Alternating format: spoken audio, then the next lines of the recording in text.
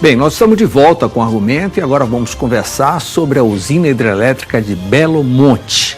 Essa usina é a maior usina 100% nacional.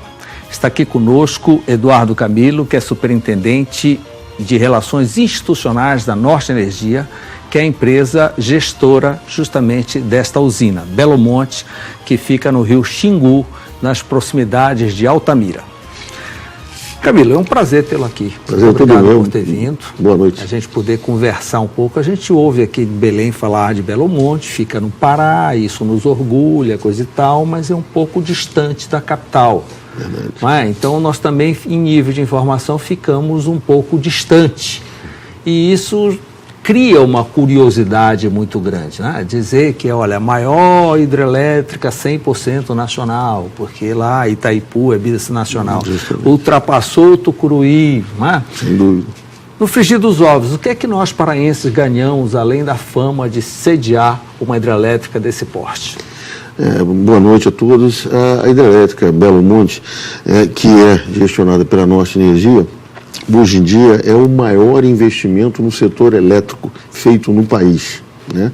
Tudo isso feito dentro do estado do Pará, priorizando mão de obra do estado do Pará, né? E ela vai ficar lá, depois de pronta, que a nossa previsão é dezembro de 2019, está com Já houve uma antecipação de cronograma, estava sendo previsto para 2020. Isso, já houve. Todas as 15, ou melhor, são 24? São 24 turbinas. 24. 15 estão funcionando hoje. 15 hoje funcionando, né? Então, hoje, né, nós temos 15 unidades funcionando, 6 na casa de força principal, que é em Belo Monte, e 6 na casa de força complementar, que é em Pimental.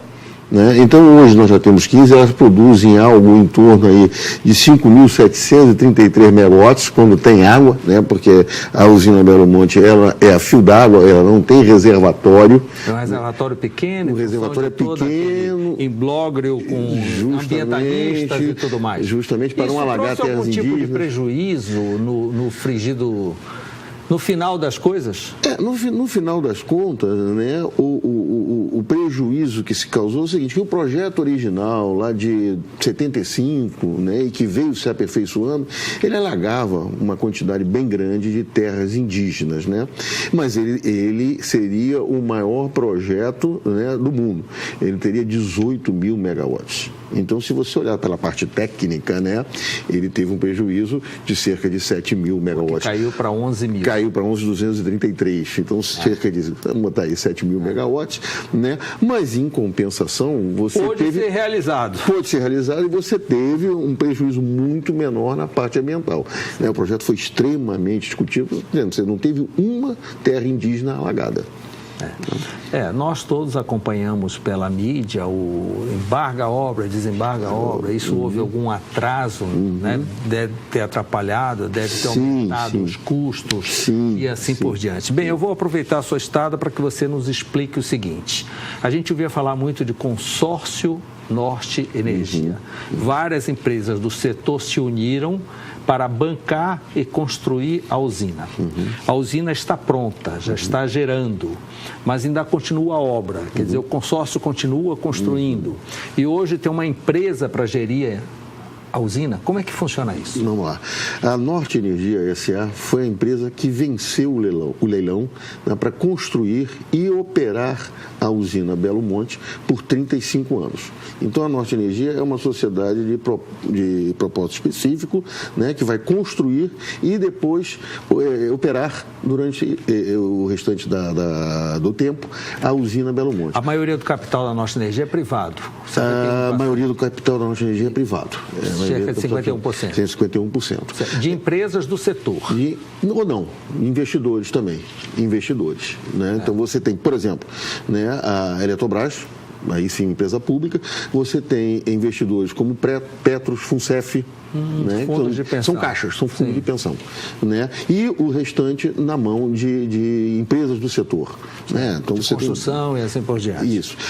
Aí vamos lá. Então, essa é a Norte Energia. Né? Então, a Norte Energia, ela contratou, né, empresas para fazer a construção civil né? Os barramentos, as barragens, né? Os canais, né? A implosão de rochas para você poder fazer o canal, enfim. Então, essa empresa é o Consórcio Construtor Belo Monte, que tem várias empreiteiras no setor de construção civil.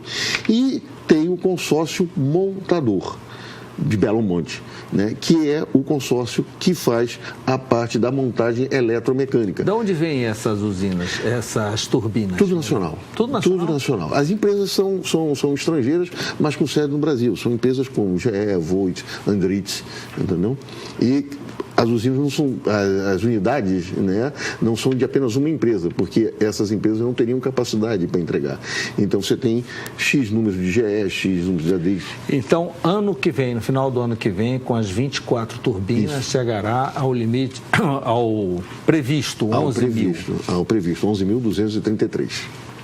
Então, em dezembro, o cronograma está bem alinhado, bem ajustado, bem. E aí vai abastecer 17 estados? Sim, 17 estados, cerca de 60 milhões de pessoas. Para ter uma comparação, 8 estados do Pará.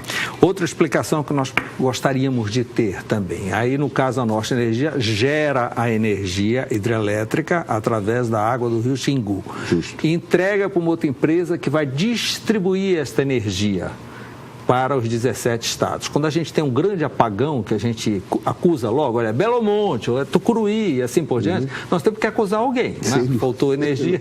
Bem, os problemas geralmente ocorrem nessa transmissão. Não é? Cai um cabo, sim, uma árvore, sei lá. Intempérie. Isso, um fogo, essa época agora, com seca, deve ter muito fogo e assim por diante. Isso já é uma outra empresa da transmissão? Na verdade, Mauro, o setor elétrico ele é dividido em 3 etapas. A geração, que é onde está a Norte Energia, ou seja, quem produz hidrelétrica, termoelétrica, solar, né, eólica. Depois, essas empresas entregam as transmissoras, que vão levar, né, lá da produção até a chegada no consumo, nas cidades, vamos dizer assim. Né? Então, essa energia de Belo Monte, né, nós entregamos na empresa transmissora, a empresa transmissora leva para o Sudeste, né, e vai chegar do Sistema Nacional Integrado. E ele que vai distribuir. Isso, justamente. E que é operado pela ONS. Certo. Operador do Sistema Nacional. O Pará está entre esses 17 estados? O Pará está entre esses 17 estados. A energia também fica no Pará. Então, quando chega lá, aí é que nós vamos ter o terceiro componente dessa indústria, que é o distribuidor. Que é local, que é a empresa local que faz a distribuição na cidade. Que leva energia para nossa casa. Alta tensão, baixa essa energia e distribui nas casas. Compra grande pacote de energia nos leilões. No caso aqui nós temos a Celpa, que compra esse pacote. Que compra esse pacote. Que a Norte Energia oferece em leilão. Oferece em leilão. E aí essa energia chega, aí ele rebaixa a tensão e distribui nas nossas casas, indústrias, comércio. Entendeu? Então, normalmente, como você bem falou, quem sofre mais nesse processo todo, no caso do apagão, né, é geralmente a transmissão.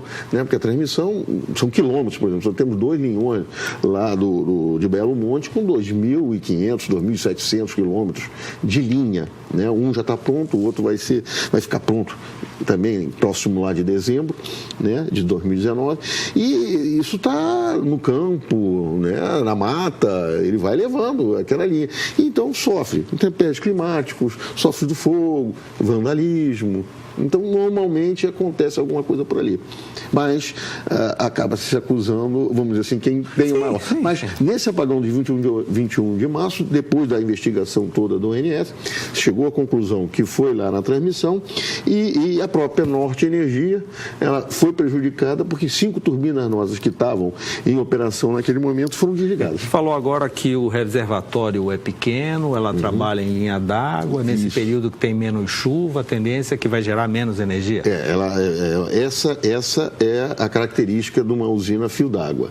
No período de seca, ela gera menos energia ou até para totalmente. Né? Então, a Norte Energia... Como é que ela está se saindo nesses dias? Então, vamos dizer, hoje ela tem 2 turbinas funcionando, das 9 prontas. Se tivesse porque 18, não tem água suficiente para as 9. Não tem água. O que acontece, vamos dizer, com uma usina que tem um grande reservatório, como é o caso do Itaipu, né, que é bastante famosa. Ela tem um reservatório que no período de seca, ela vai consumindo. No de então, cheia, por isso que é importante o sistema elétrico nacional, que um compensa o outro. Justamente. Se não existisse esse sistema, se a usina só abastecesse o Pará, porque é paraense, assim por diante, chegava numa época dessa, ia faltar energia. Esse é o raciocínio. Aí o que acontece? Mas qual a importância de Belo Monte?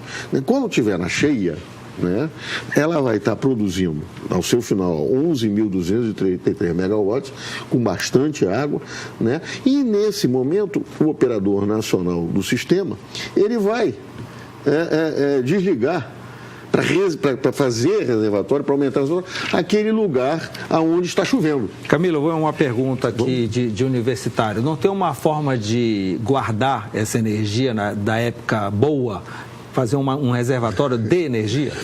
Não tem, a não ser a água mesmo, entendeu? A não ser não tem uma água. Bateria não que tem, ainda não tem. Possa ainda não guardar toda a energia que abunda em um período e falta no outro. Ainda não há tecnologia, está se desenvolvendo, principalmente para carros elétricos, né? Para guardar energia da forma de geração solar, eólica, né? Mas ainda não existe tecnologia suficiente para isso. Você tem que estocar realmente água o mais alto possível para você guardar energia. Bem, Camilo, na construção de Tucuruí, nós tivemos uma série de problemas de natureza ambiental, de natureza social e assim por diante, que até hoje a cidade de Tucuruí sofre em função disso. Então eu li na época que não ocorreria esses problemas no entorno de Belo Monte, porque já tinham sido estudados, já tinham acontecido e as precauções estavam sendo tomadas.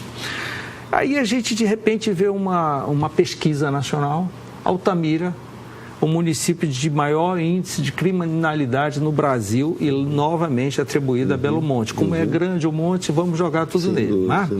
Nós sabemos de todos os investimentos que, inclusive, foram obrigados a fazer na assinatura da concessão e assim por diante. O que deu errado? Nós vamos a um breve intervalo, na volta você vai explicar para nós por que esse alto índice de criminalidade naquela região, se tudo foi providenciado para que não desse errado, mas alguma coisa falhou, ok? Ok. Tá, eu volto já.